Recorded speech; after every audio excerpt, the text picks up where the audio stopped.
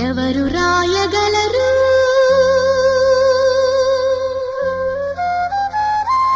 అమ్మాను మాట కన్న కమ్మని కావ్యం ఎవరు పాడగలరు